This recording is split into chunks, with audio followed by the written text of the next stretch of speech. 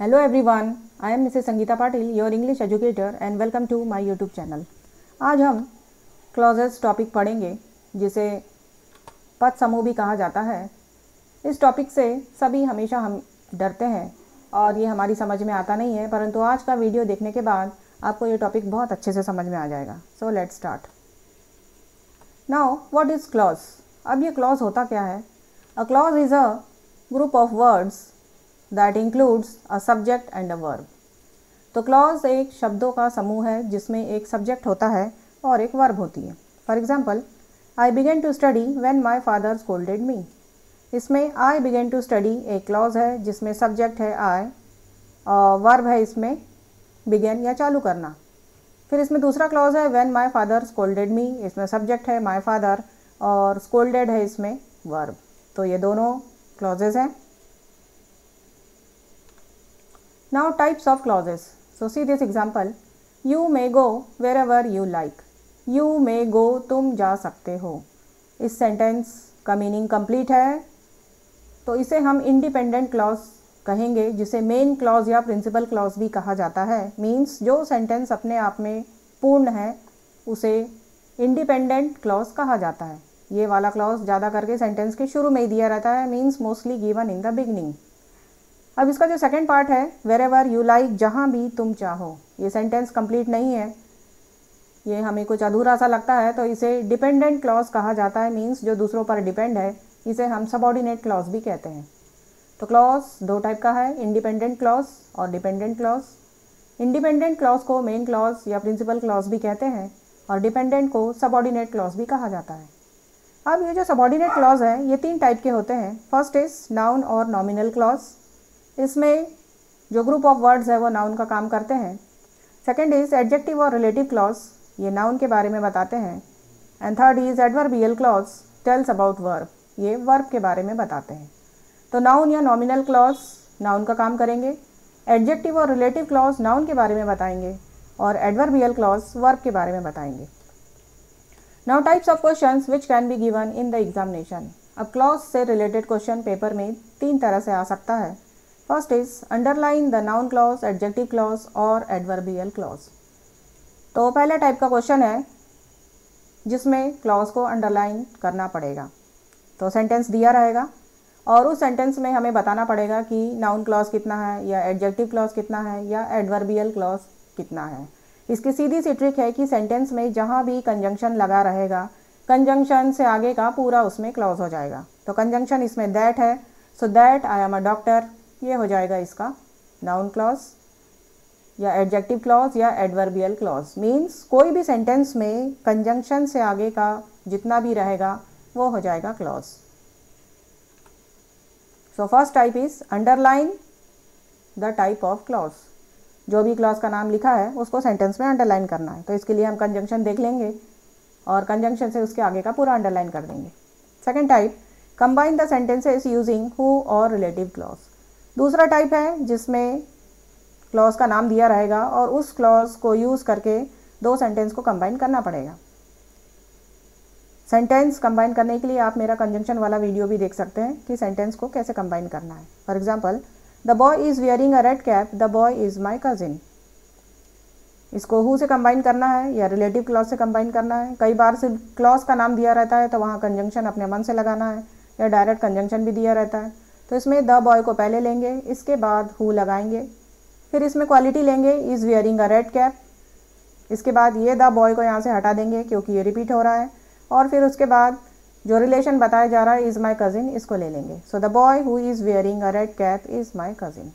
तो second type में दो सेंटेंस दिए रहेंगे, वो दोनों सेंटेंस को कंबाइन करना है और क्वेश्चन में लिखा रहेगा कि इसको कौन सा क्लॉज यूज़ करके कंबाइन करना है। Then third type is identify the underline clause. इसमें क्लॉज पहले से अंडरलाइन किया रहेगा और उसमें बताना पड़ेगा कि इसमें नाउन क्लॉज है कि एडजेक्टिव या रिलेटिव क्लॉज है या एडवर्बियल क्लॉज है। तो तीन टाइप के क्वेश्चन हो सकते हैं।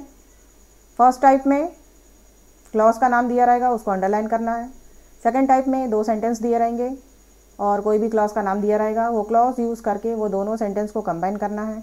और थर्ड टाइप में क्लॉज पहले से अंडरलाइन किया रहेगा और उसमें बताना पड़ेगा कि वो तीनों में से कौन से टाइप का क्लॉज है। अब हम तीनों क्लॉज के बारे में एक एक करके डिटेल में देखेंगे। सो फर्स्ट इज नाउन और nominal clause. So group of words act as a noun. इसमें जो ग्रुप ऑफ वर्ड्स है वो नाउन का काम करते हैं। Begins with interrogative pronounce like who, what, which etcetera. और ये ज़्यादा करके इंट्रोगेटिव प्रोनाउंस मीन्स जो प्रश्नवाचक वाले सर्वनाम हैं उनसे स्टार्ट होते हैं, like who, what, which etcetera. कई बार इसमें एक्सप्लेटिव्स का भी यूज़ होता है, जैसे दैट, इफ़, वेदर, तो ये कंजंक्शन भी इसमें लगे हो सकते हैं। Now identification. अब किसी भी सेंटेंस में हम कैसे आइडेंटिफाई करेंगे कि उसमें नाउन क्लॉज है कि नहीं है। So trick is question is asked to main clause. तो सबसे पहले हम मेन क्लॉज से क्वेश्चन पूछ के देखेंगे if it starts with what और क्या। अगर वो क्वेश्चन व्हाट या क्या से स्टार्ट होता है then the clause is noun और नॉमिनल क्लॉज। तो सेंटेंस हमारा दिया है, सेंटेंस में हम मेन क्लॉज को देखेंगे। ये ज़्यादा करके सेंटेंस के शुरू में दिया रहता है और इसमें कोई कंजंक्शन नहीं रहता है, मीन्स बिना कंजंक्शन वाला जितना क्लॉज रहेगा वो हो जाएगा मेन क्लॉज। तो हम उससे क्वेश्चन पूछ के देखेंगे। अगर वो क्वेश्चन व्हाट या क्या से बनता है तो उसमें नाउन या नॉमिनल क्लॉज रहेगा। For example, we know that he doesn't eat pizza. हम जानते हैं कि वो पिज़्ज़ा नहीं खाता। तो हम जानते हैं, इसके साथ कोई कंजंक्शन नहीं लगा है, इट मीन्स ये इसका मेन क्लॉज हो जाएगा। तो हम इससे क्वेश्चन पूछेंगे। तो हम जानते हैं तो क्वेश्चन बनेगा क्या जानते हैं, तो ये क्या से स्टार्ट हो रहा है, इसलिए इसमें नाउन क्लॉज रहेगा। इसी तरह से आई कैन अंडरस्टैंड, मैं समझ सकता हूँ, तो क्वेश्चन बनेगा क्या समझ सकते हो। So I can understand that you won't be always with me. तो मैं समझ सकता हूँ कि तुम हमेशा मेरे साथ नहीं रहोगे। तो यहाँ पर भी क्या से क्वेश्चन बन रहा है, तो ये रहेगा नाउन या nominal clause. Then third, I don't know if my brother is at home. मुझे नहीं पता कि मेरा भाई घर पर है।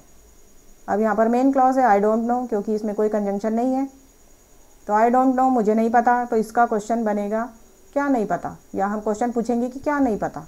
तो क्या से क्वेश्चन बन रहा है, तो इसमें नाउन क्लॉज रहेगा। Then fourth, whether he has pass the examination is still unknown. अब ये ज़रूरी नहीं है कि मेन क्लॉज हमेशा शुरू में रहेगा, वो कई बार बाद में भी दिया रहता है। इसमें देखेंगे कि कंजंक्शन शुरू में दिया है, इट मीन्स सबऑर्डिनेट क्लॉज इसमें शुरू में दिया है। तो इसमें इज़ स्टिल अननोन ये हो जाएगा इसका मेन क्लॉज। तो हम इसी से क्वेश्चन पूछेंगे। इज़ स्टिल अननोन मतलब जो अभी भी अज्ञात है, तो क्वेश्चन बनेगा क्या अज्ञात है। क्या से क्वेश्चन बन रहा है, तो इसमें रहेगा नाउन या nominal clause. Then fifth, I can't tell you where he lives. मैं तुम्हें नहीं बता सकता कि वो कहाँ रहता है। तो आई कांट टेल यू, इससे क्वेश्चन पूछेंगे। आई कांट टेल यू, मैं तुम्हें नहीं बता सकता, तो क्वेश्चन बनेगा क्या नहीं बता सकते।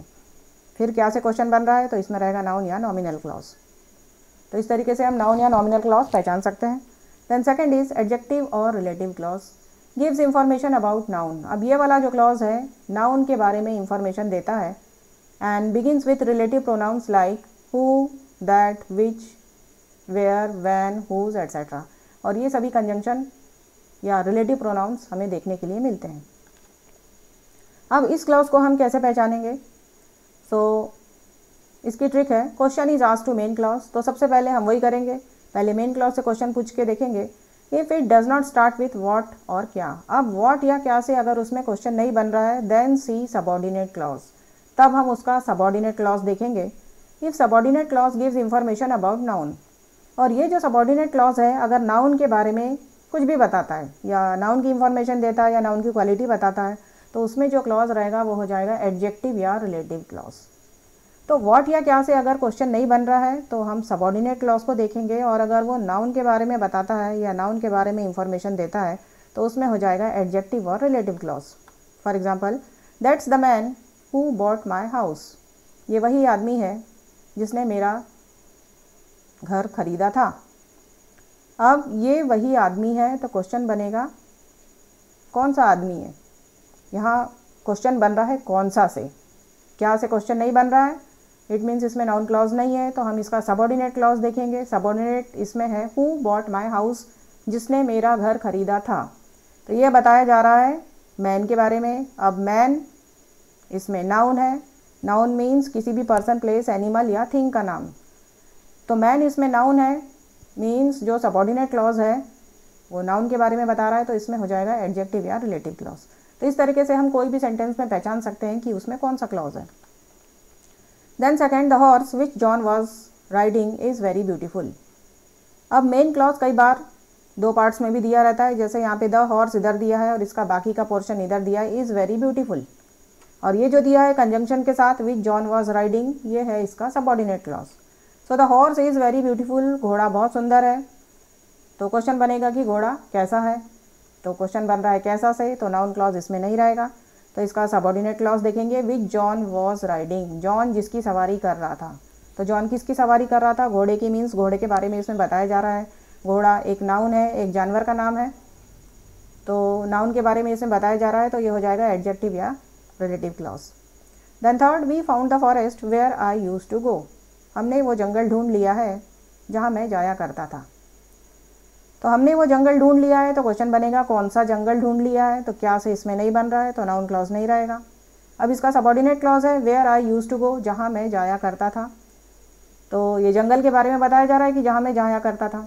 अब जंगल एक नाउन है, मीन्स नाउन के बारे में इसमें बताया जा रहा है, तो ये हो जाएगा एडजेक्टिव या relative clause. Then fourth, I will never forget the day when I passed my class 10th examination. मैं उस दिन को कभी नहीं भूलूंगा जिस दिन मैंने अपना क्लास 10th का जो एग्ज़ाम है वो पास किया है।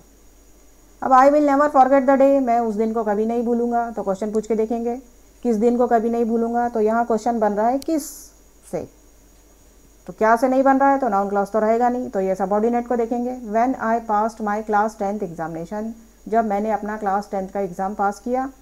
तो ये इस दिन के बारे में बताया जा रहा है कि जिस दिन मैंने ये एग्ज़ाम पास किया उस दिन को नहीं भूल सकता। तो दिन भी एक नाउन है, मीन्स इसमें नाउन के बारे में बताया जा रहा है, तो ये भी हो जाएगा एडजेक्टिव या relative clause. Then fifth, the father whose child is missing is very sad. Father जिनका बच्चा खो गया है वो बहुत दुखी है। तो इसके लिए क्वेश्चन बनाएंगे, father, the father whose child is missing, father जिनका बच्चा खो गया है, तो कौन से फादर, तो कौन से क्वेश्चन बन रहा है, क्या से नहीं बन रहा है, तो नाउन क्लॉज तो नहीं रहेगा। तो ये सबऑर्डिनेट को देखेंगे, इज़ वेरी सैड, बहुत दुखी है। तो कौन बहुत दुखी है, ये फादर के बारे में बताया जा रहा है। अब फादर इसमें नाउन है, तो नाउन के बारे में बताया जा रहा है, इट मीन्स ये हो जाएगा एडजेक्टिव या रिलेटिव क्लॉज। तो इस तरीके से हम एडजेक्टिव या रिलेटिव क्लॉज पहचान सकते हैं। Then third is adverbial clause, gives information about time, place, manner, condition और पर्पस ऑफ वर्ब। अब ये जो एडवर्बियल क्लॉज है ये वर्ब के बारे में इंफॉर्मेशन देता है कि वो जो काम है किस जगह पर हो रहा है, किस समय पर हो रहा है, मैनर किस तरह से हो रहा है, कंडीशन किस अवस्था में हो रहा है, पर्पस उसका उद्देश्य क्या है। मीन्स इसमें जो इन्फॉर्मेशन है वो वर्ब के बारे में बताई जाती है, क्रिया या काम के बारे में। अब आइडेंटिफिकेशन, इस क्लॉज को कैसे पहचानेंगे, तो शुरू का तरीका वही सेम है। First question is asked to main clause, पहले मेन क्लॉज से क्वेश्चन पूछ के देखेंगे। व्हाट या क्या से अगर क्वेश्चन बन रहा है तो उसमें नाउन क्लॉज रहेगा। अब नाउन क्लॉज अगर नहीं है देन सी सबऑर्डिनेट क्लॉज, फिर सबऑर्डिनेट को देखेंगे कि वो किसके बारे में बता रहा है। If subordinate clause gives information about verb, अब वो जो सबऑर्डिनेट क्लॉज है अगर वर्ब या क्रिया के बारे में बता रहा है तब वहाँ पर जो क्लॉज है वो हो जाएगा adverbial clause. Let's see some examples. You should arrive at school before 10:30, तुम्हें स्कूल पहुँच जाना चाहिए 10:30 से पहले। अब तुम्हें स्कूल पहुँच जाना चाहिए, तो इसके लिए क्वेश्चन बनेगा कब स्कूल पहुँच जाना चाहिए, कब से बन रहा है, क्या इसमें नहीं आ रहा है, तो नाउन क्लॉज तो रहेगा ही नहीं। अब नाउन क्लॉज नहीं है तो एडजेक्टिव या रिलेटिव या एडवर्बियल, ये दोनों में से कोई भी हो सकता है। तो इसके लिए हम सबऑर्डिनेट को देखेंगे। सबऑर्डिनेट है बिफोर 10:30, 10:30 से पहले। तो ये किससे संबंधित है, पहुंचने के बारे में है कि 10:30 से पहले पहुंचना है, मीन्स काम के बारे में बताया जा रहा है कि पहुंचने का जो काम है 10:30 से पहले करना है। तो यहाँ पे जो इन्फॉर्मेशन है वो वर्ब के बारे में बताई जा रही है, तो यहाँ पर हो जाएगा adverbial clause. Then second, I can also play where you were playing, मैं भी खेल सकता हूँ जहाँ तुम खेल रहे थे। अब मैं भी खेल सकता हूँ, आई कैन ऑल्सो प्ले, तो इसके लिए हम क्वेश्चन पूछेंगे कि मैं भी खेल सकता हूँ, तो कहाँ खेल सकते हो, तो क्या से तो नहीं बन रहा है, तो नाउन क्लॉज इसमें रहेगा नहीं। अब सबऑर्डिनेट को देखेंगे, वेयर यू वर प्लेइंग, जहाँ तुम खेल रहे थे, उस जगह के बारे में है और वो जगह जो है खेलने से संबंधित है, मीन्स इंफॉर्मेशन जो है खेलने के बारे में है, तो वर्ब के बारे में इसमें बताया जा रहा है, इसलिए इसमें रहेगा adverbial clause. Then third, Monica ate as if she was starving for years. Monica इस तरह से खा रही थी जैसे वो कई सालों से भूखी है। स्टार्विंग का मतलब होता है जो भूख से तड़प रहे हैं।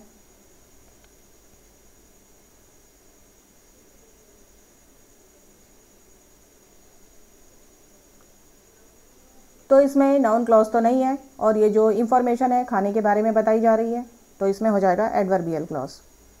Then fourth, if it rains Mohan will not go out. अगर बारिश हुई तो मोहन बाहर नहीं जाएगा। अब इसमें कंडीशन बता रही है ये सेंटेंस कि अगर बारिश हुई तो मोहन बाहर नहीं जाएगा। तो Mohan will not go out, इसके लिए पहले हम क्वेश्चन बना के देखेंगे कि मोहन बाहर नहीं जाएगा तो कब नहीं जाएगा। क्वेश्चन बन रहा है कब से, मीन्स नाउन क्लॉज नहीं रहेगा। और इफ़ इट रेन्स, अगर बारिश होती है, ये कंडीशन इसमें बताई जा रही है और ये कंडीशन काम से रिलेटेड है, तो इसमें हो जाएगा adverbial clause. Then fifth, I am going to the hospital because I am not feeling well. मैं हॉस्पिटल जा रहा हूँ क्योंकि मुझे अच्छा नहीं लग रहा है। तो मैं हॉस्पिटल क्यों जा रहा हूँ, ये इसका क्वेश्चन बनेगा, तो ये क्यों से स्टार्ट हो रहा है, तो नाउन क्लॉज इसमें नहीं रहेगा।